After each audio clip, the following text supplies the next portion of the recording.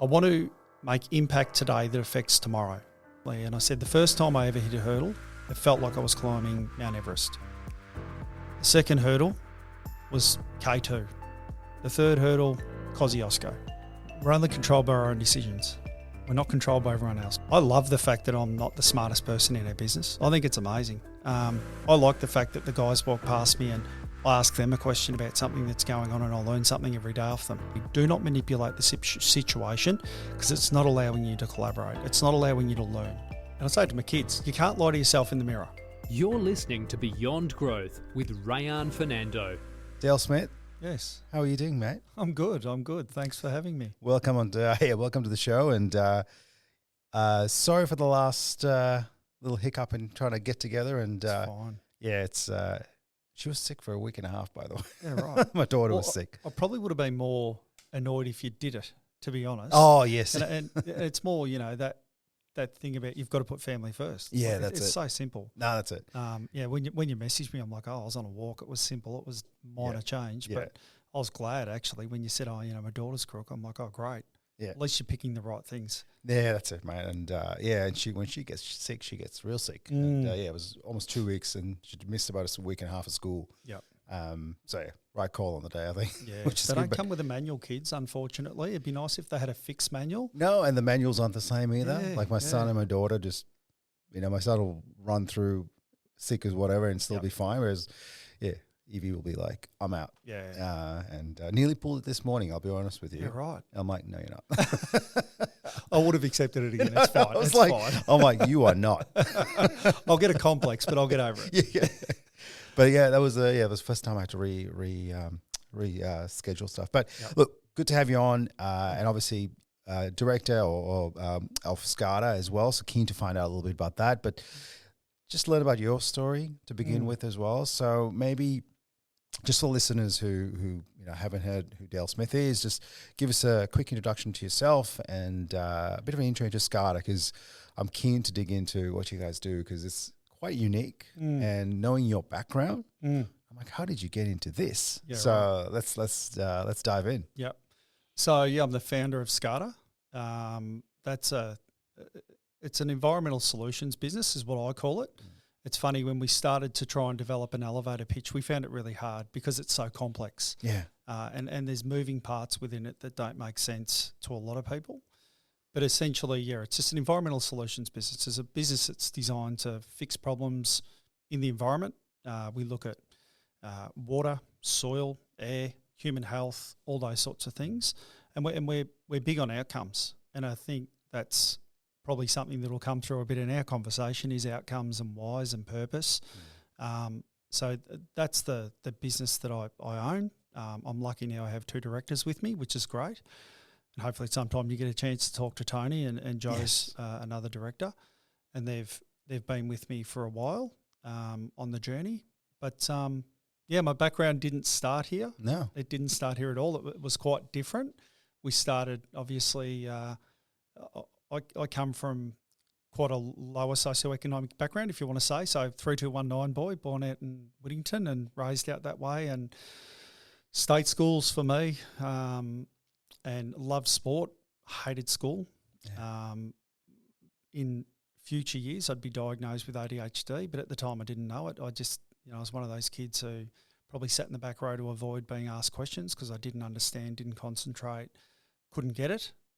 Unless it was sport, that was all I wanted to do.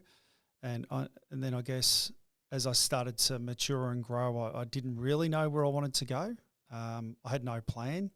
I was throwing different things at university. There was psychology and there was journalism and, sociology and physiology and all different sorts of things, and none of it made sense to me. And then somehow I ended up in the police force. And I think what the police force afforded me was the opportunity to live in chaos, and I'd lived in chaos my whole life. So in my head, and then all of a sudden I'm like, wow, this is calm now. Finally I found somewhere to settle. So for 21 years I was a copper, 15 of those as a detective, and then out of the blue one day I made a decision that I was resigning. It was a snap decision.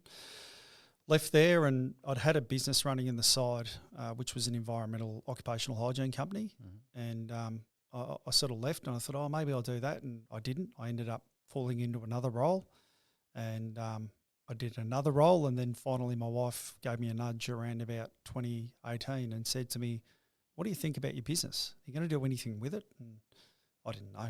I had no idea. I didn't think I could run a business properly, and I probably hadn't thought through really why I'd want to run a business and what it was going to be about. And there was this turning point in my life where I went, actually, it's all about people. That's what my whole sort of journey's been about, helping people, the betterment of people, even in the police force. So ultimately, you're trying to help. That's your job, protect and serve. When we started to run a business, I thought, well, maybe I can bring some values that I really believe in into a business. And like I said, it was always about purpose. And then I found 3 key things that I really enjoyed: people, purpose, people, planet, and community. They were the 3 things I was really keen on. And I thought, well, if I build a business that aligns with those things, I'm probably going okay. Yeah. And that's how it all started. It was a bit of a nudge in the back, go and do something, and now, we've done okay. We're going okay. Things are good. No, it's awesome. And I think the journey into the police force I find really interesting. And I mean, I feel like I'm sort of similar in the sense of that in that ADHD role myself. But do you find, and this is me just being reflective like that, the discipline the police force brings, how much that helped you with trying with having that, obviously the undiagnosed ADHD? Do you think that, because I've and this is me reflecting on when I was at school. So 10 years, it was I grew up in Sri Lanka, went to a very strict school. Yep. Discipline. That just kept me narrow. To this day, my mom still jokes about how I was the best singly speaking student in the class and not an actual singly speaking student, because it was just discipline, but with the cane, right? Yep. So it was very different. And I came here, I went to school, and it was like, do what you want. Like, there's no consequences to a certain degree. Yep. And I was like, and my studies and all that struggle suffered. Yeah. And I find that when I'm in a place of discipline, which I've learned now I need to have that I have to control that myself as an adult. Yeah. When I'm in a space of discipline and I have due dates and things I need to do, I work a lot better than when it's kind of a little bit more easygoing and you got to self-discipline or self-motivate yourself. I'm just curious to see whether where you were jumping from those different sort of fields of study and you found the police force and whether the discipline kind of helped. Yeah, maybe it did. It's an interesting one. I probably saw it that the fact more so I couldn't plan anything. So it allowed my brain to just operate of its own accord. And you probably feel the same. I often describe it to people like I feel like there's 4 screens going in my head at times. Yeah. And there's lots of things flicking around. And, the ability to stay focused on one for a long period of time is challenging. The second it bores me, I have to move. Yeah. And I think where the chaos I talk about within the police force, well, you resolve a problem very quickly. You don't have time to spend a day there. If there's a domestic, say, dispute, you're there to resolve it quickly, solve the problem, make sure everyone's safe, and then you're moving to the next job that may be, a burglary. Then you're moving to the next one that might be a shop steal. It's just this constant change, and that probably helped me. Not necessarily the structure around it was positive, but for me it was the fact that I didn't get long periods of time focusing on the same thing. In school, you're reading a blackboard. I couldn't read it back then. It was a blackboard, believe it or not. It wasn't a whiteboard. I was in the 1990s. I was in school, 1980s in school, sorry. And there was still good discipline in schools back then. They were quite rigid, and I didn't like the rigidity as such. Okay. So the structure was there, but it was the fact that it was just too mundane for me. Yeah. And I got distracted too easily. Where the police force, like I said, there was just so many moving parts. Yeah, and I worked in Werribee and Footscray and Sunshine and places that were quite busy in the western suburbs over that period of time in the mid-early 90s. And it was flat out. And that was great. You'd do 30 jobs in 8 hours and you'd come away and go, gee, that was a good shift. And other people, that was horrendous. It was so busy. Yeah. I was the opposite. I was like, gee, that was great. So busy. And maybe that's just, that's what aligned with me. Yeah. But again, there potentially was a bit of structure around it as well that did help all those things work together. Yeah, I think that's where I find now that I literally if I find it, there's certain days, times in the day, or certain days where I can do the mundane, boring stuff, but same thing. I'm like, there are times where then I'll just do like 20 things in an hour. Yep. And that's just kind of what I have to do. Yep. Have you identified your times where it's like, that's my process time, or that's my time of high productivity and that's my low time? Yeah, look, very much the mornings. Yeah. Yeah. Yep. So I can do the high productivity, the basses, make sure the financials are in play and things like that. That's a morning thing. If it's in the afternoon, no chance. Afternoon, I have to be creative. I have to do 20 different things at once as much as I can. Yep. And I find myself going like, I just got to get this. Dale's going to be here. Like even this morning, I'm like, it's going to be here at 10. I got to kick this off. And I'm there like sending emails like, all right, no, bring it back. So just, preparing and things like that. So yes, absolutely. It's the mornings are better ones, and I get more done. And the creativity sort of comes up more in the afternoon. I need to be more interested and more stimulated, so to speak. Yeah, I'm very similar, similar. And I think that's quite a common trait. Yeah. And the more that you tend to understand, I think the more that you delve into those times and go, right, when am I going to do my right work? Yeah. When's my creative stuff? Afternoons for me is the same. I'll sit there and write crazy things in the Arvo and at night and that sort of thing. And I AI a lot, and you know, I have my sort of my fun time then. Yeah. But task is before too. That's it. And look, and that's where I really struggle with my sessions, because it's a full day. Yeah. And I think obviously that's just when I turn on and have to go the full day and be a facilitator, teacher, coach. But then I fall off a cliff at about 10 o'clock at 9 o'clock at night. I'm just like dead tired. Yeah. Like the brain's just had an overload of a day. Yep. And back to back, those really get fun as well. But yeah, it's interesting. I always want to dig into that little piece with you and find a little bit more. But so then fast forward 2018, obviously you kicked off Scaada. Yep. Now I heard Mel from the chamber mentioned at the last chamber event that the name Scaada came together in a certain way, which I was curious about too. So do you mind sharing how that came together? Yeah, so Scaada was actually a family trust, and that's how it started, the name itself. And it was all the first initials of my wife and my 4 daughters and myself.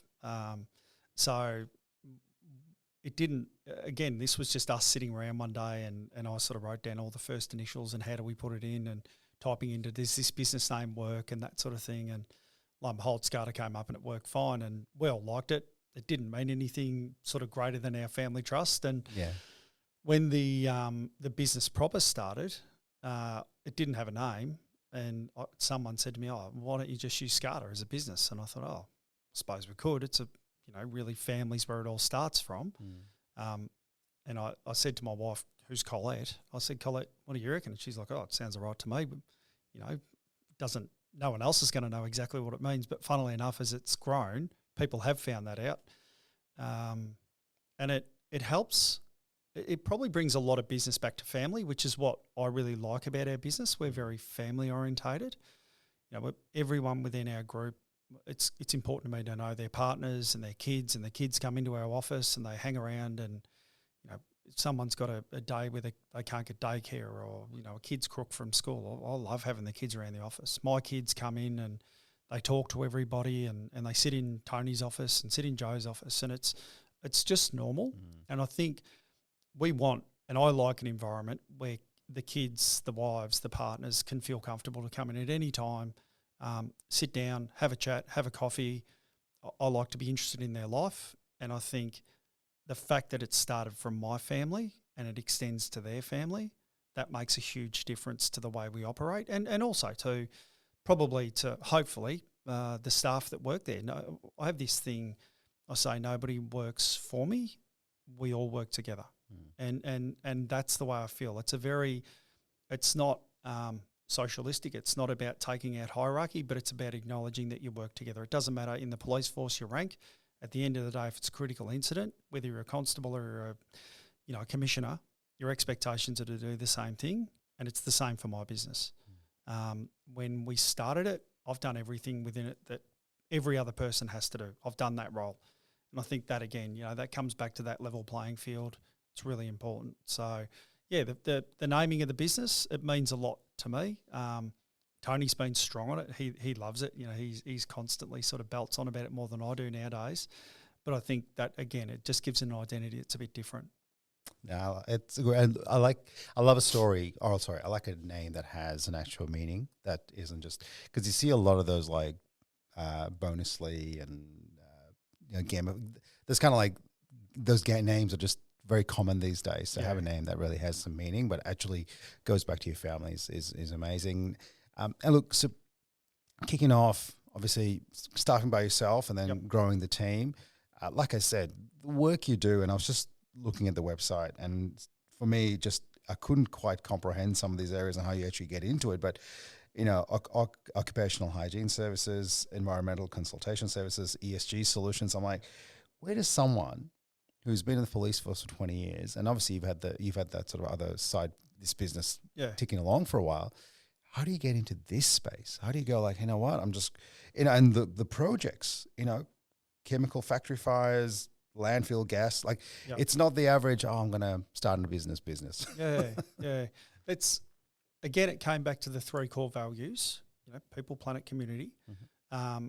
You've got to have a purpose. And one of the things that I've still got the butcher's paper. So before I started the business, I took out butcher's paper and I wrote down a plan and I wrote down all these ideas and I wrote on the top of the page, I want to make impact today that affects tomorrow.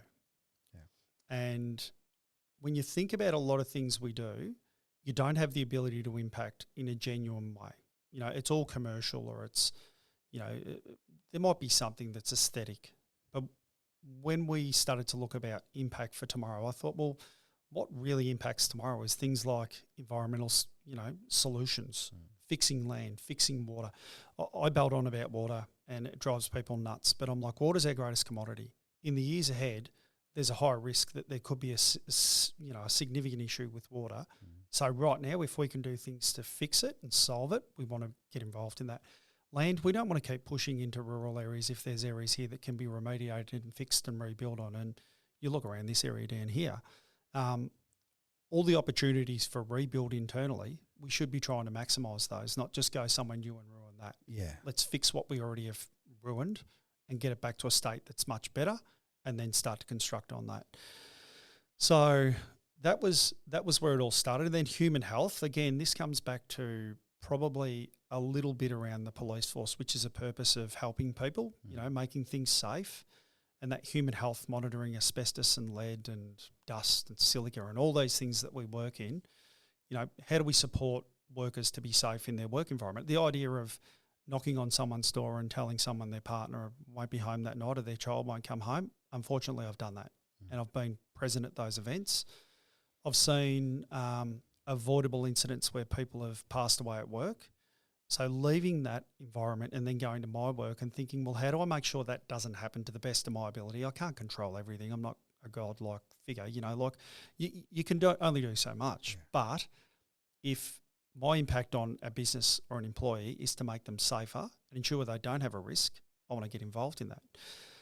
So that was the plan. And then the execution was easy, which was just bring really smart people around me. Yeah. Genuinely. That's all I had to do.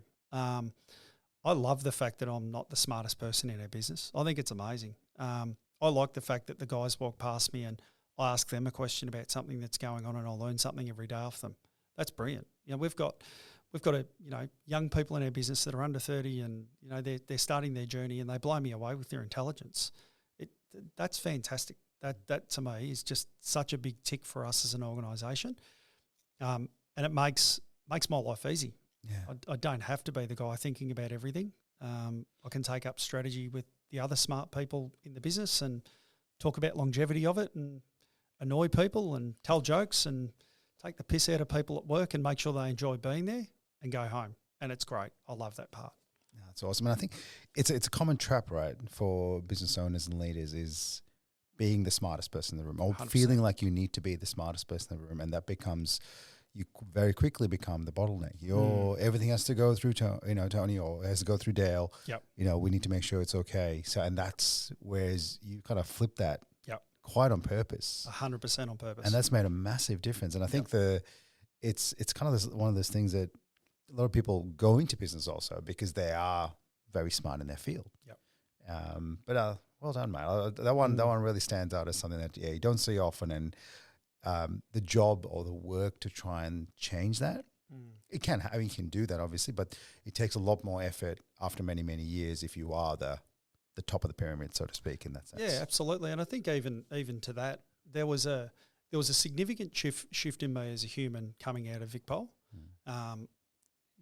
The thing with, if you're going to be a detective, if you're going to be in some of the squads I was in, and the areas that you operate in, you've got to be a little bit alpha and egotistical. And I was very egotistical. I was very, I'm the guy. I'm smarter. I'm stronger. I can do it. I'll work harder. I'll do 36 hours when people will stop at 24. I'll keep going. Yeah. And I thought that was critical. And then you step out of that world, and you've got to look back and say, well, those things don't matter now. They're all irrelevant. So you have to find humility, and you have to understand that you're actually not that important, and that you do need people around you that can carry the weight. It's not all about one person. So I had to have a significant strip back of my personality. And that too had to happen in that time coming out and starting the business. Yeah. And recognising those things. I enjoy the reformed me. I think it's a much better version. The old version was horrible. Yeah. It was absolutely horrible. And, God forbid, my wife's a saint. She's put up with it for such a long period of time. But, it became not even just about me. It became the job was more important than my family at times. People didn't see that, but there'd be periods where I'd be like, oh, sorry, I can't come home tonight. Oh, but your daughter's got something on that's important. Oh, yeah, I know, but there's been a homicide, or there's been an armed robbery, or there's been something on more important. And I look back on that and say, well, it never was. That was my ego talking.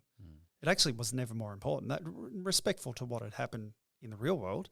But now that I look back, and that's one of the things that I say to my team, the people that work within our organisation, don't miss an event. No matter what happens, don't miss an event. I won't let anybody miss an event. Even today, my finance manager's got her daughter's assembly this afternoon at 2:45, and she said she's getting an award. And I said, great, you've got to be there. She's like, yeah, I'm going. I said, good. Don't care about work. It's irrelevant today.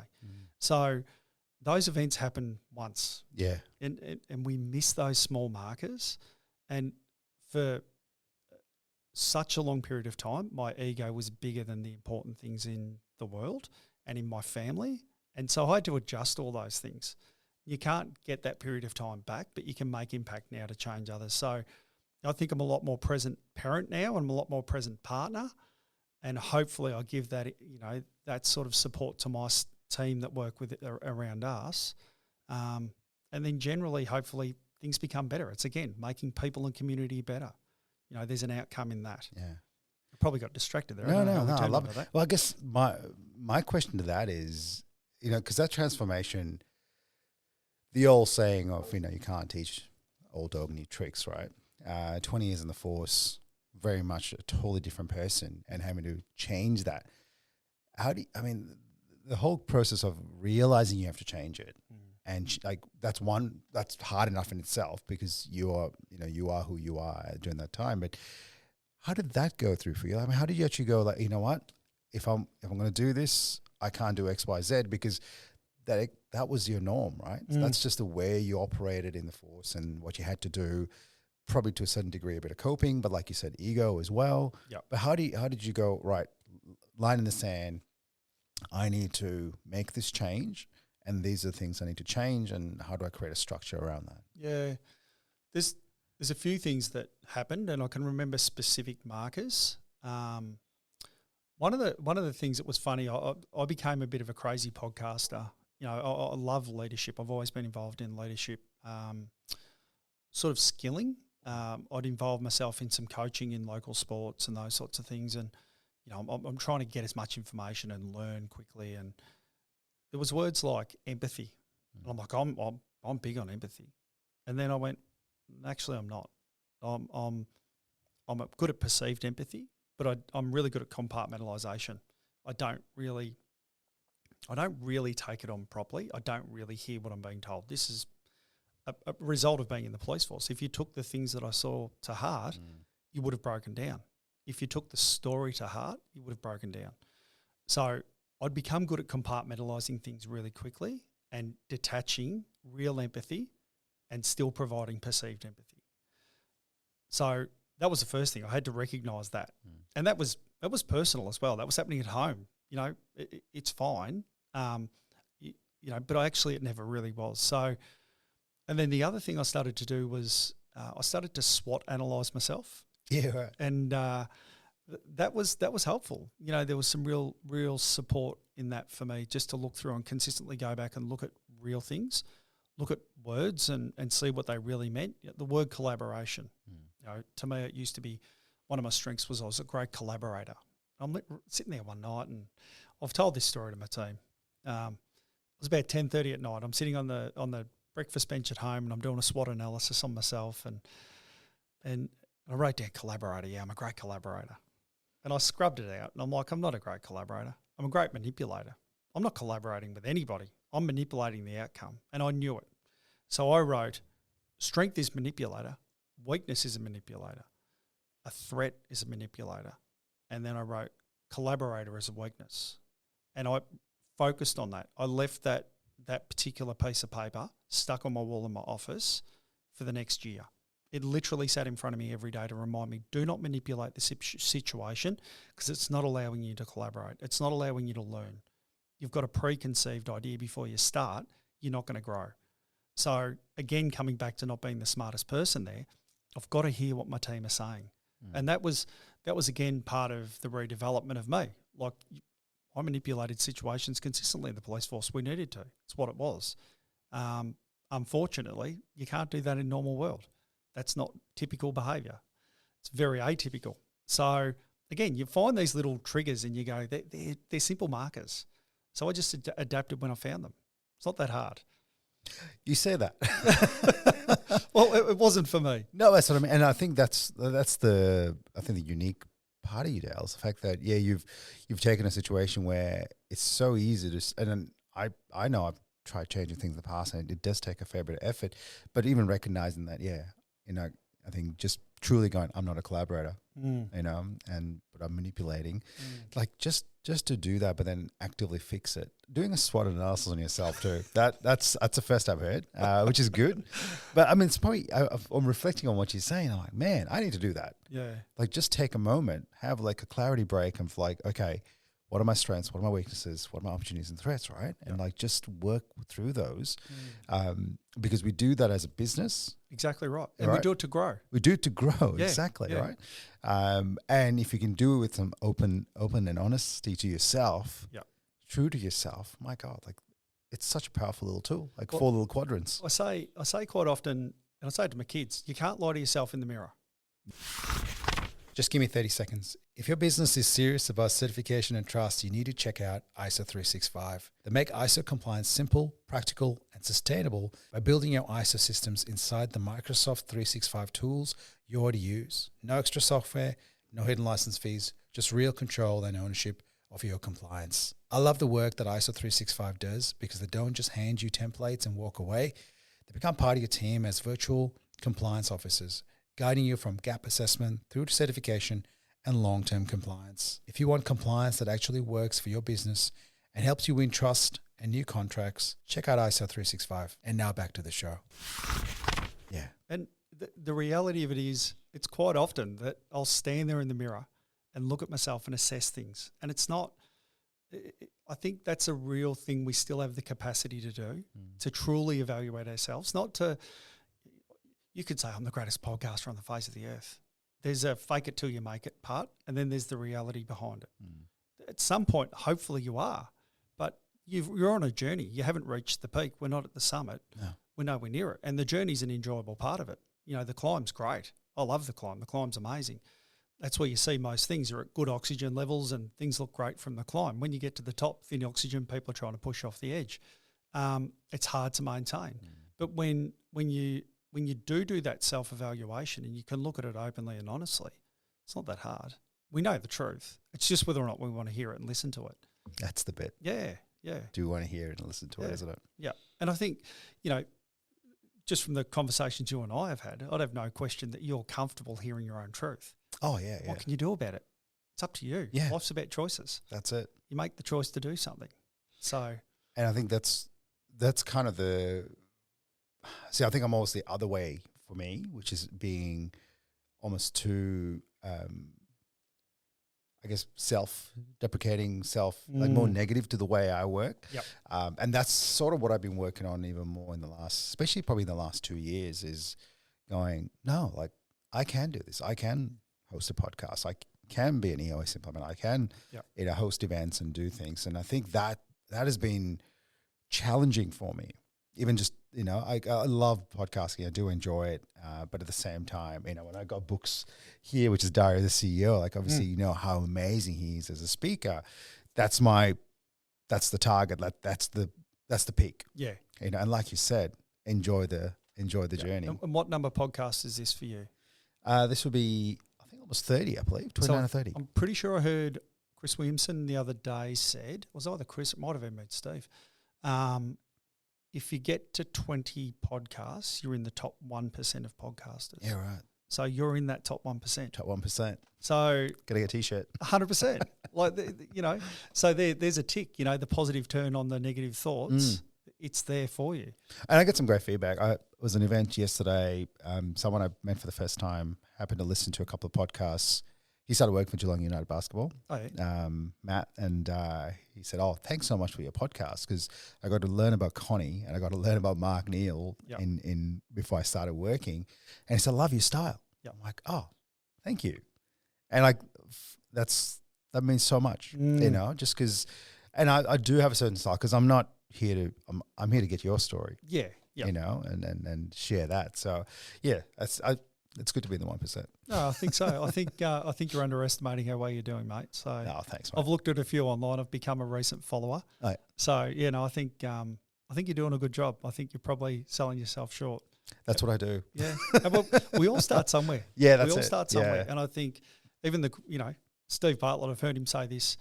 He looks back at his first episodes and cringes. Yeah. And everyone would. That's just normal. The evolution, that constant improvement, constant evolution. I think it's Dalai Lama. We all need to change. We all need to evolve. So it's a great opportunity to keep growing, mate. Oh, that's it, mate. Yep. That's it. And look, I mean, speaking of growth and the way you were growing with Scaada, you talk about bringing in Tony Costa in as CEO, and why, how important that is, and how important that was to, I guess, suddenly let go. Yeah.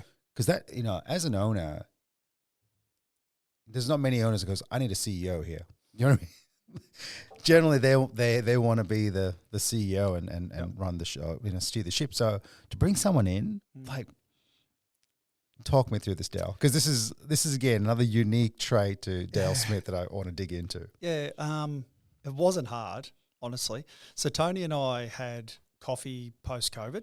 He'd come back to Victoria after having a holiday, and he came back in and a mutual contact connected us up, and we had coffee, and we had disaster recovery going on at the time. We're working in New South Wales doing the flood recovery at that particular time. Okay. So we had, I think there was up around about 80 or 90 employees. We had subcontractors running all over the country. It was before the Victorian floods hit in 2022, so it was somewhere between March and October. And Tony came in and I said, look, I just need someone to project manage. It's just got a pretty level head. Let me know if you're interested. So he went away and he interviewed for a couple of other jobs, and for whatever reason, he reached back out to me, or I reached back out to him, and we came back in, and what we realised is our values were very similarly aligned with respect to business. We're very different in a lot of ways, but very similar in a lot of ways too. The care for people, the care for community. You've met Tony, you know what he's like. Yeah. But he's more polished than I am by a long way. And I knew then and there he would be our CEO, but offered him a project manager's role to work within the disaster recovery. And from that, threw him to the wolves entirely to see how that would respond. I mean, the guy was running a school. I knew he could handle moving parts. I don't think he knew what he could handle at that particular point in time. It was very different for him, but he just stood up and continued to grow with us as a group. And then I suppose it was probably about 12 months in or thereabouts, maybe, about 12 months, turned him into a general manager of commercial side of the business. And again, he grew. And I saw the stability of our business with him, and Joe was there and some others were there at the time. I thought to myself, well, it's probably the right time now. I need help. I'm not wanting to be the face of the company. I never have wanted to be the face of the company. I wanted the company to stand alone. I love the brand of the company. I love what we do, but I don't want to be the face of it. I don't want to be the person that's out there leading it from the front. It doesn't necessarily suit my style to do that. And, I remember reading a quote by Simon Sinek about great leaders knowing when it's the right time to ask for help. And I thought to myself, you know what? It's the right time right now. I needed a break. I was done after the disasters. The disasters took a lot out of me. 2023, we had Cyclone Jasper hit Queensland, and I was up there on essentially all the way till Christmas Eve, back here for Christmas Day, Boxing Day, back again to Cairns to close that job out. Missed New Year's Eve. And I realised I was starting to do what I used to do. I'd started to take the focus away from the things that mattered. I'd become obsessed with the chaos again. And I went, right, it's the right time. It's legitimately the right time. So I sort of posed it to Tony, and he wasn't keen. He sort of was like, oh, do you really think so? And I said, yeah, I do. And I think part of that was taking over the role from the founder and the person whose name sits at, within the name of the business. But it was 100% the right decision. His skills, his knowledge, his personality, they lead really well to be a great CEO. And he's a fantastic CEO. And my role's much better in the background. I just play around the skirts and play my role. If I need to go back and play on the half-back line and get the cheap kicks, I'm happy to do that sometimes. And when I've got to go, I go. And I think that works really well as a dynamic.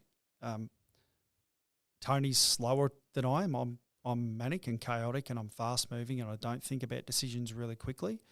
And now the good part is he's there to be that sounding board and check, and he often puts the roadblock in front of me and tells me I'm being a clown and pull up. And I needed that, genuinely needed it. And Joe does that too. I mean, Joe's funny. He's about 15 years younger than him. I treat him like my little brother. I bash him up from time to time and clip him over the ear. But he comes back at me just as hard. Don't worry about that. But our relationship's a bit different. Tony and I are quite, I think we're about 7 years apart or something like that. But his advice is more sage. It's more guidance. It's more, deliberate. It's a different type of, he doesn't punch me back on the nose, and I don't punch him either for that matter. We're more, it's more of a professional, respectful type of relationship, which works really well. And I know my boundaries. Like, we sit in meetings and I know it's his meeting. I won't step over the top of him. And that for me is simple too. Yeah, and that's the like simple as it is one of the simple things to help him. Yeah, as 100%. Well. Yeah, it's his role, and I look at it like it's his business to run. I don't want to run his business. It's his business to run. He's got to get it right. And when we get to board level, and I play executive director again, and I'll ask him the questions, I'm sure at those times he wishes that he wasn't sitting in that particular seat sometimes. But again, it's always respectful. It's what's better for us.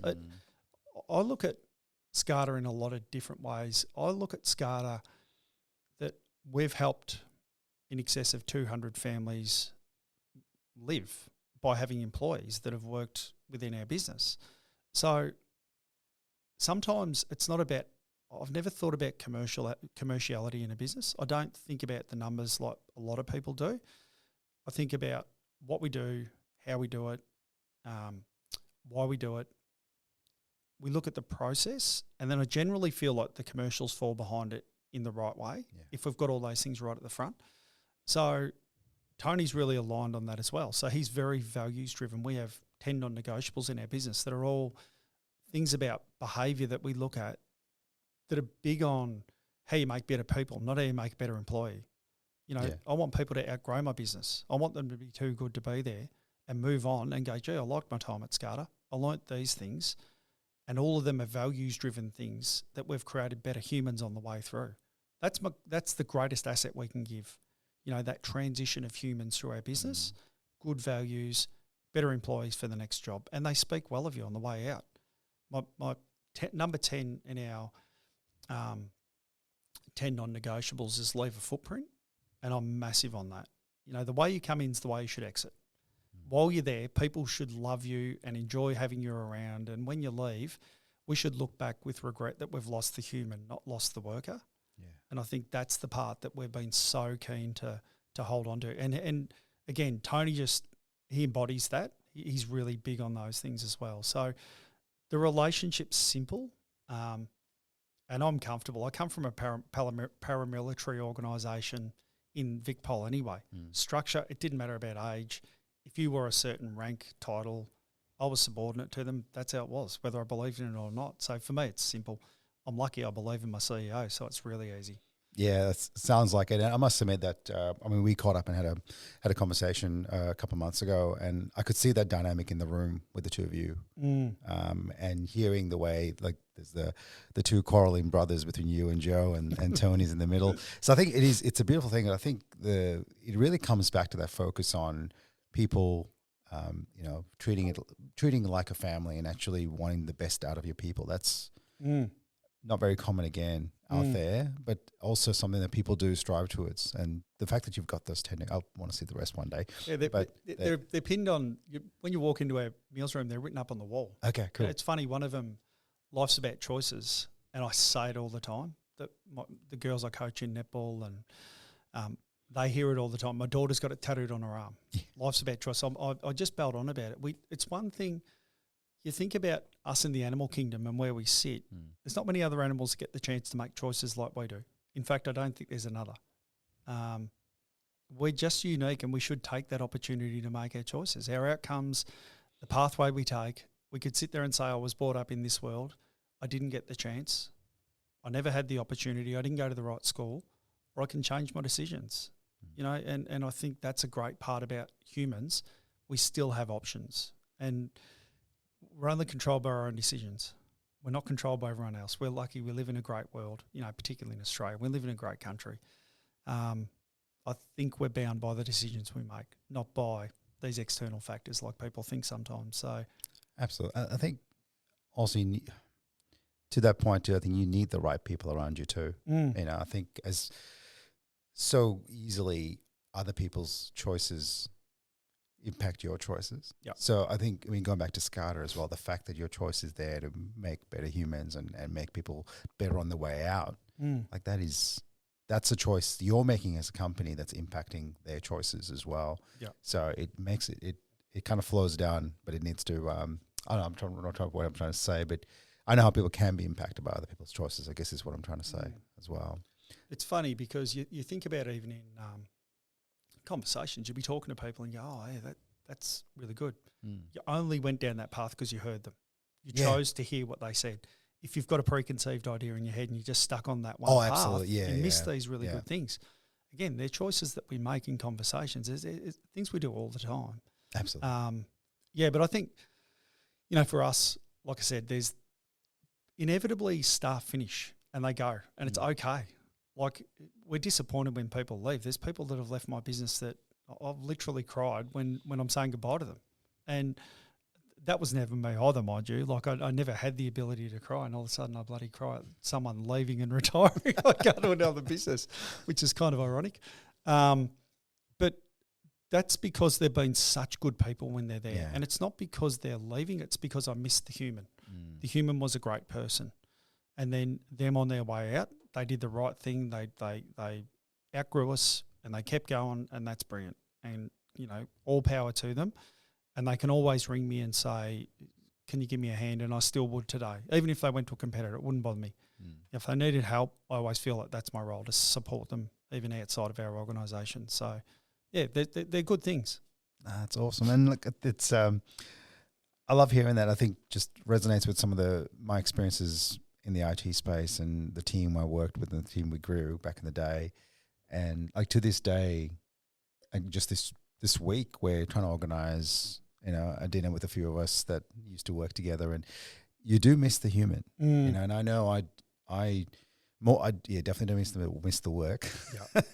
But yeah, I do absolutely miss the people, working with those people and having them in my life. And sometimes you spend more time with them, not sometimes, but Well, you do. a lot of time more than your family. You're right? awake more during the day. Exactly. Yeah. And we're there 5 days a week. Yeah. At that point that you're making there is part of what drove me to start the business as well. I loved at the end of my career, you know, working in a small knit group at Geelong CIU it was at the time. And the guys were great guys, just ripping guys. You know, we get in and there'd be laughs, and you knew all about their family and the football talk and the sport talk and everything. It was a really close-knit group. Mm. That was the hardest part to walk away from. I didn't miss the work. I didn't miss the bureaucracy of the police force. I didn't miss working to an agenda I didn't agree with or reporting stats the way that I was asked to report them. I missed the people. Yeah. And then when I started Scaada, I thought, I want to get that feeling of fun back and the feeling of mateship and the feeling of, hey, we're all in this together and we can all do it together, and there's no hierarchy, you know, of who's going to do it based on management being me or owner being me. I'll do what they do. Mm. And that developed from the very beginning. That developed a place I like going to work. And then from that, I've never woken up one day in my career and gone, I don't want to go to work since I've been at Scaada. Not once. And I think that's a pretty important place to be. Mm. And that's because of the people. You don't hire dickheads. You know, that's our number one thing. We just hire people that are good people. Mm. We can teach skills. I can't teach behaviour. No. It's physically impossible to change behaviour. But I can teach skills. We can put them through courses. We can upskill them in the job, but I can't change their behaviour. So you bring in good people and they become good employees and they succeed and keep going. Big tick. I love that. And I mean, I want to dig into just operationally. You talk about the cyclone and the floods in New South Wales and things like that. I'm just curious, like, okay, so obviously something like this has happened. There's a disaster and you got to scale up. Mm. So I'm assuming you've got a bunch of people that you can call on and make this happen, or is it because, you know, to go from your normal size to 80 staff, 100 staff or whatever, that is. It's a funny story about that. So we're sitting in a board, in our boardroom actually, and we're on a Teams link with the head contractor, and we knew it was coming, that they're going to ask how many staff we could sort of supply, and there was Tony and Joe and probably some others sitting in the room at the time, and the head contractor's on the screen and says, Smithy, how many can you give us? I said, how many do you need? Oh, we need 40. I said, how long? Probably by the end of the week. I said, yeah, we can get you 40 people. And good. Then they move on to the next contractor, and how many can you give us? Oh, we can only give you 10, and we can only give you 5. And anyway, I could sort of feel Tony and Joe looking at me while this is going on. So the meeting finishes and they look at me, how are we going to get 40 people? So I don't know. We start making phone calls. And I'm like, we'll fix it. We'll just resolve it. So for the next, I don't know what it would have been, the next 4 or 5 days, we rang everyone we could think of. We got brothers and friends of brothers and we got different people to come in, and we assessed them all, and we said, right, they're fit to do it and they're not. And we trained them really quickly and put them through the course we needed to put them through. And the next week, I think we had 20 on the ground, and the week after we had another 10, and the week after that we had another 10. And somehow we were able to manage that chaos, and we kept everyone safe, and we got the outcome that we needed. And when you look at the context of what we were doing in Victoria, the north of the state had been hit by a flood that had had a couple of metres of water go through towns that had never had water at that level go through. Mm. There were people waiting to have their house assessed.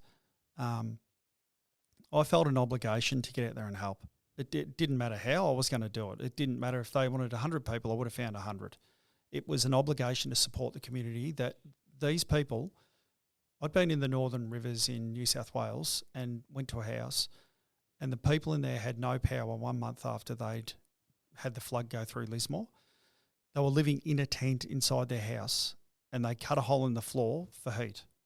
and they had a fire in the floor. And I'm like, this is ridiculous. This is New South Wales. Like, this shouldn't be happening. Not a month later. So for me, supporting people in Victoria as quickly as we humanly could, that was critical. There wasn't even an if, but, or a maybe. It was just, how do we get this happening quickly and then do it? So, and then the process to keep them safe. We had an ISO system. We had a process to follow for onboarding. We had our training that we did internally. So everyone was still set up correctly. You know, they had phones, they had computers, they had laptops, iPads, whatever they needed. They were given the tools of trade that they needed, and we sent them out. Again, it wasn't about the commercial impact to us. There was a bigger picture in all of this. Our job was to support the community at that particular time. We were going to do it. We were just lucky that, I guess, we were able to give not only support to the community, but 40 plus people got jobs at that time too, that at that time didn't necessarily have work, or they were impacted by the floods themselves. You know, we got people from up in that area that had lost their work. Yeah, 100%. Wow. So again, there was a big cyclonic sort of part to it all. There was just turning parts everywhere. It was chaotic, but it was great. Yeah, it was really impactful. So I enjoyed that part. The Northern Rivers taught me a lot about probably not how to do it in a certain way. And then when we came to Victoria, we felt like we were really well prepared, and we supported really well with the head contractor who led it and did all the negotiations. Things like even cleaning up the streets. We were in Maribyrnong setting up a process for the management of waste that was put onto the street. And where we sort of came into that, there was asbestos, there was paint, there was batteries, there was chemicals, there was petrol, all just dumped out the front. And again, we had to manage that properly. There's a risk to human and there's a risk to planet. So we had to make sure all those things got looked after really well. So we took a pretty strong role and a really important role, we felt.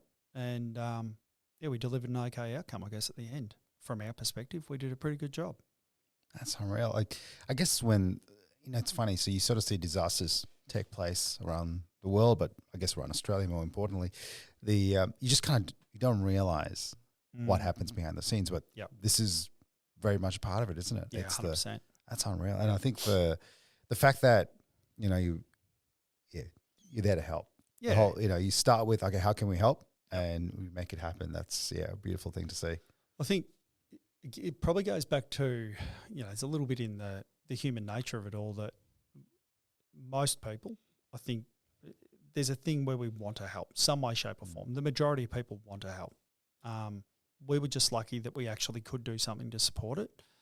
And then, back into my past, dealing with crime scenes and incidents and those sorts of things was just part of it's par for the course for me, just part of my journey. So bring it back to here, to something a little lower. It was a larger scale, but less risk, really, at that time. It's a cold crime scene, really. I found that quite simple. And it was just develop a process, look after the people, look after what we're doing, get an outcome that we're sort of seeking, and then just keep doing it. And it worked really well. So, yeah. No, it's unreal. So, Dale, 2018, what are we, 8 years in now, roughly? Yeah. Going on 9-ish. Yeah. And what's next, do you think, for Scaada? What are you foreseeing that, or where are you seeing Tony taking it? So we've set up our business to grow. We're set up to grow, and we have been for a while. It's funny. Businesses have ebbs and flows. You see this yourself. And our greatest lessons have been in our greatest failures. No ifs or buts about it. So I was sort of speaking to someone about this recently, and I said the first time I ever hit a hurdle, it felt like I was climbing Mount Everest. The second hurdle was K2. The third hurdle, Kosciuszko. Fourth hurdle, Mount Buller. The next one, the Yuyangs. So the first one you look up and you say, gee, I'm never going to get over this. It's not physically possible, and you somehow do, and then you realise that there's a bit in it. And I think that's been part of our journey. So we've had these ups and downs, these cycles of business that we thought we were flying in one direction, and then for whatever reason that plane fell and we're in another direction totally and utterly. And So we have an idea, but all of it needs to align with our values. It needs to align with our impact statements. It's got to be around, like I said before, the people, the planet, the community. If it aligns, we'll do it. So we've got a landscape and re-veg arm at the moment that operates under our business, and it does a very similar thing. It's impacting building sites specifically, erosion, sedimentary control. Again, it's protecting waterways. That's the physical impact we can have. So we can write a report and we can give it to a contractor, and now we can ensure that it's actually delivered correctly. So that's our landscape and re-veg arm. We've got a sustainability products arm where we sell sustainability or environmentally friendly products, essentially. So things that are, chemicals or, synthetic binders that these guys use. They spray them onto the soil, or there's biochar products that we use to enhance soil. There's water treatment products that we sell. We've recently been lucky enough to manufacture a water treatment unit that we've been working on for a while. Oh, cool. Again, that's something that's quite unique with some colleagues up in Queensland.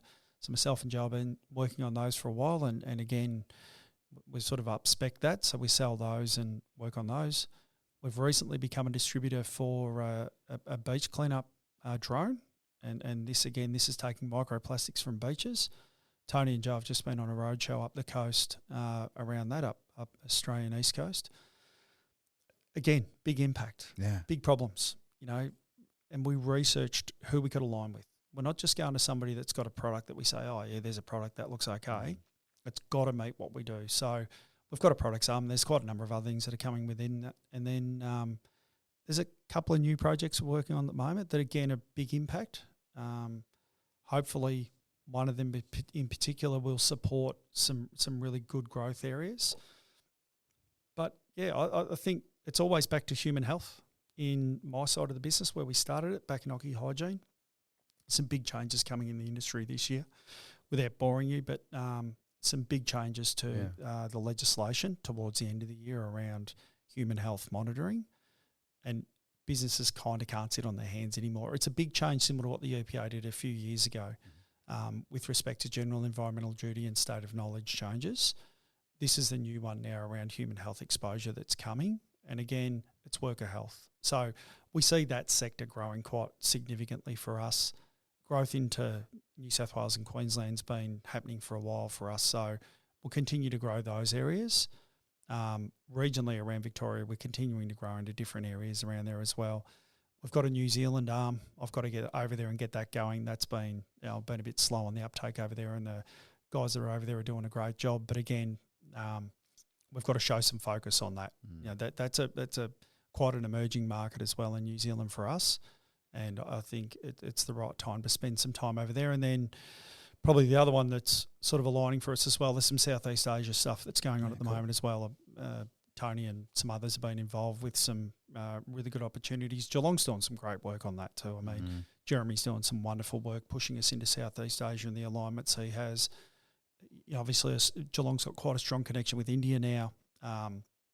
So there's some changing landscapes we're lucky enough that we're sort of being brought into. So where do I see it? I'm not really sure.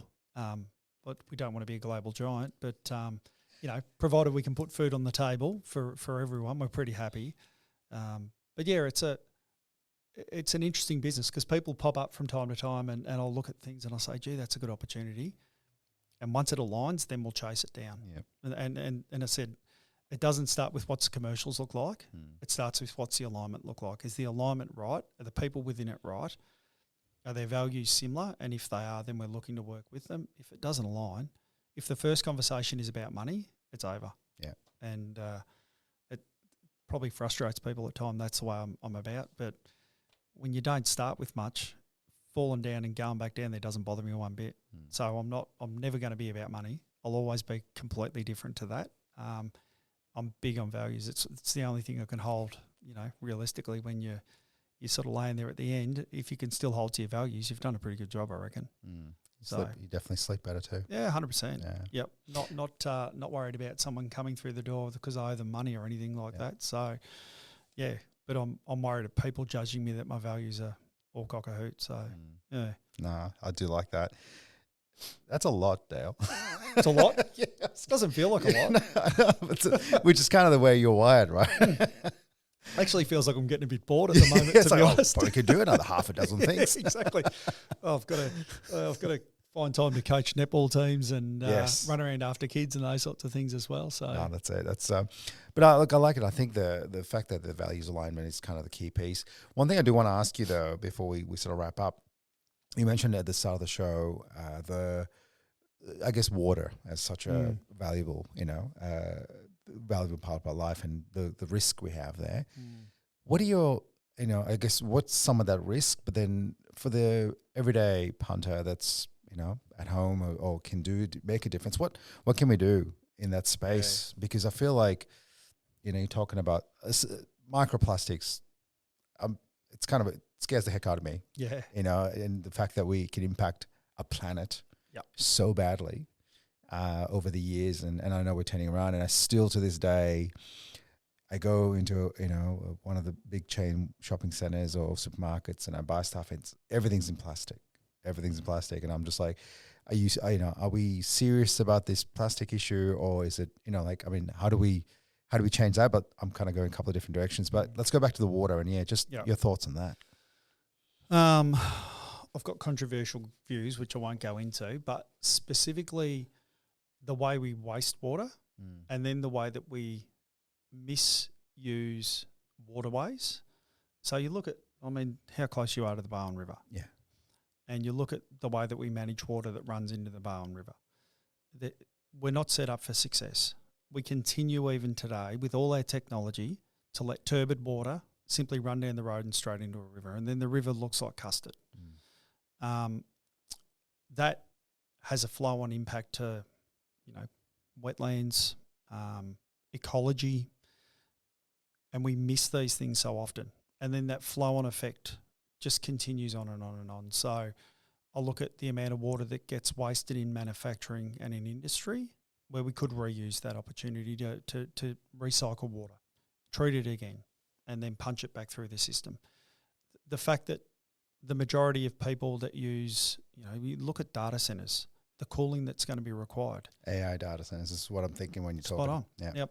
There's no genuine plan for how they're going to manage water. They say there is. There's a new document that got released, but I'm yet to see something that's come out from a manufacturing perspective that's managing the water to the level that it should.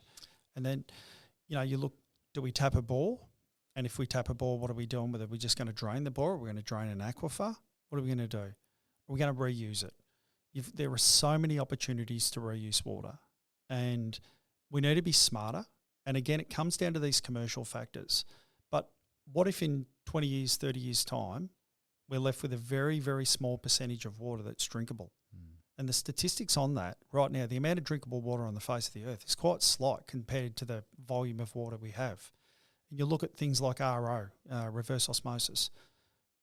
Oh yeah, we've got reverse osmosis. It'll get the salt out of the water and then we'll capture clean drinking water. But the alternative is, or the problem is, you're discharging brine. Where's the brine go? That's the offside.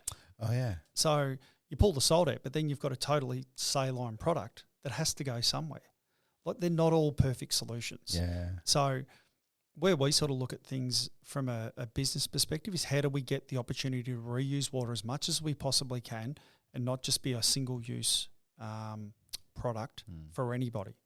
And drinking's different, but, your black water, your grey water, your industrial water, all those things have an opportunity for reuse. Closed circuits, I'm big on closed circuits. How do we do that in a domestic level? We've talked about this for quite a long time internally within our business. And we have models that we've put to market, and they've just been, pretty much shut down because there's no economic viability in that. At some point there will be. At some point, someone's going to look at a construction site and say that water running off into that drain needs to be managed better. The EPA have the powers. Unfortunately, it hasn't been a priority for a long time. It's not to say that no one cares. It's just the fact it hasn't been a priority. There's a misalignment still with the Planning Act and the Environmental Act. There's still some misalignments there that need to be cleaned up, and that's just Victorian-centric. So until we get these alignments right, until we get people to recognise what the real problem is, it's going to be hard. And it's similar to microplastics. There's things around that. It's similar to contaminated land and how we reuse that. all those things. We're here for a short period of time. You think about the snapshot of time that we're here, but the impact we have is so significant, particularly now. We're getting better, but we've got a long way to go. And I think that's probably the essence of what we try and do. If we can interject quickly now and we can make some change, we want to make change. And if there's an opportunity to reuse anything at all, we'll get involved in it. If there's an opportunity to do better, rather than choosing the easy path, we'll choose the harder path. And the business is really built around that. And it's, it's quite funny. I was talking to someone about the water problem the other day, and someone said, I've never thought of it like, what if it runs out? I'm like, no one thinks of it like, what if it runs out? We're not decreasing in our numbers of humans on the face of the earth.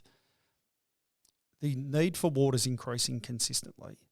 It's not that it's not around. It's that the availability of it's going to become less and less and less in time to come. And I don't want to leave my kids having to pay $100 for a litre of water to drink. And that's the way I look at it. And some point in time, there's going to be that tip, if we don't change it, where it's just not going to be available at the levels that we think it should be. And $100 is ridiculous, but you get the gist of what I'm doing. Yeah. So right now, that's where we're trying to make some really big impact. And we talk to industry a lot about this, and we know that there's some really good people out there trying to make change. No question about it. It's just the constraint of the higher levels. Probably, I'll slide slightly differently. I say to my team quite often, the emergence of the green board, so the CEOs, the C-suite that have the green leaning, is about 10 to 15 years away.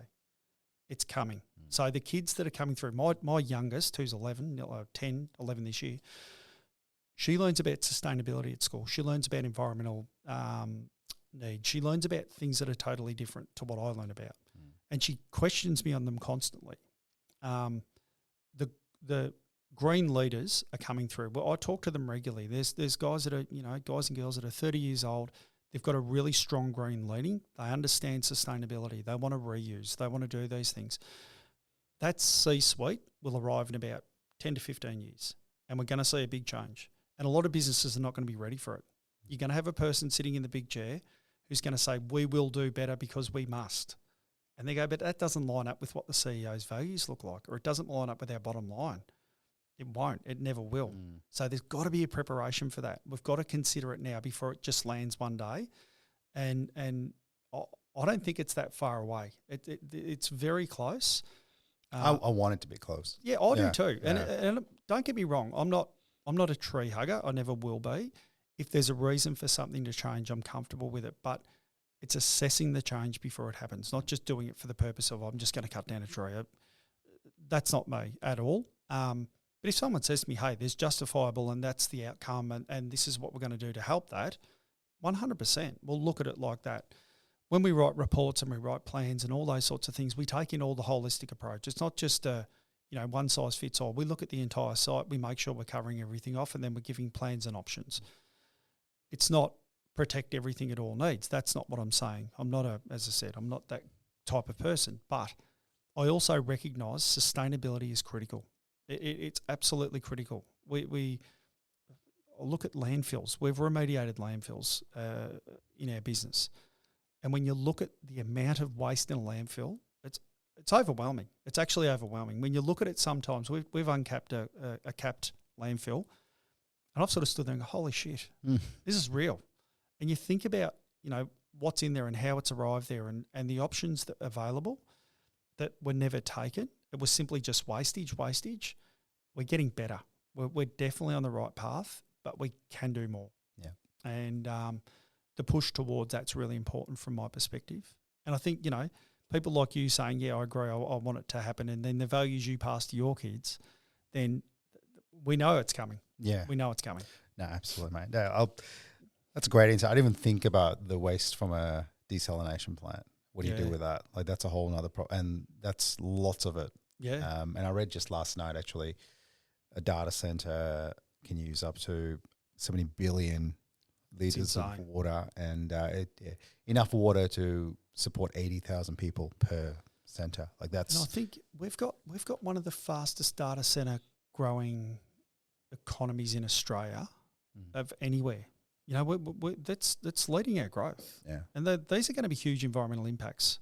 Well, not even that. It was the temperature impact. Yeah. Did you hear? Absolutely. I was like, so the land around data centers are 2 to 8 degrees warmer. Yeah. I was like, wow. There's a big impact. Yeah, huge impacts. They're environmental changes that we're not acknowledging, ready for, considering they're big things. Yeah. You know, and again, without being controversial, and I'm not talking about climate change, I'm just talking about physical ecology change within an area.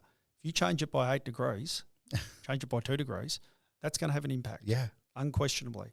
So, yeah, I think it really is. It's an interesting space that we're entering at the moment in that world. But yeah, data centers is a really, really funny one. Yeah, I mean it's topical at the moment too, because it's with the growth of AI and how much that's impacting. And I think Alex Packley was who's speaking yesterday, talking about how each data center is a different cycle, as in a different stage in the cycle of how they develop. So some of the older ones are obviously huge impact to the environment, and then some of the new ones are getting smarter and smarter. And so we're heading in the right direction, you mentioned. We are, and I think you look at even those things at the temperature they run. You've got the all different sorts of new risks. But at some point in time, we had new risks in different industries coming into Geelong. Yeah, we've got Shell's or Viva still out there now. There's still risk. Yeah, right. It's just managing and understanding, and then being aware of what it looks like, and doing better because we know better. Yeah, I think there's a saying on one of the football club's walls I heard on a cast one day saying, we do better because we know better. And I think that's where we're at now. You look at these things, we know the best, we know the better way to do it. We should change it now while we can. Yeah, absolutely. Yep. Dale, it's been great to chat to you, mate. Yeah, thanks. If someone wants to connect with you before I let you go, what's the best way for them to connect? Normally find me sitting in my office at Scaada. They make a great cup of tea too. Yeah, funnily enough. I still live on LinkedIn a fair bit. I try not to post too much. I'm not a crazy social media person, funnily enough, although I did start watching your podcast. I said the other day. It's probably the easiest way, mate, through Scaada or through LinkedIn. Yeah, Scaada, get hold of me there anytime. We've got people out there that'll know how to track me down. I'm pretty easy to find. Or you find me stand beside a netball court on a Sunday or a football oval on a Saturday. Yeah. Football oval on a Saturday. So yeah, I'm around and love being part of the community. So if anyone needs anything, that's the easy reach out for sure. Excellent. Dale Smith, thanks so much, mate. Appreciate your time. It's been great. Thanks.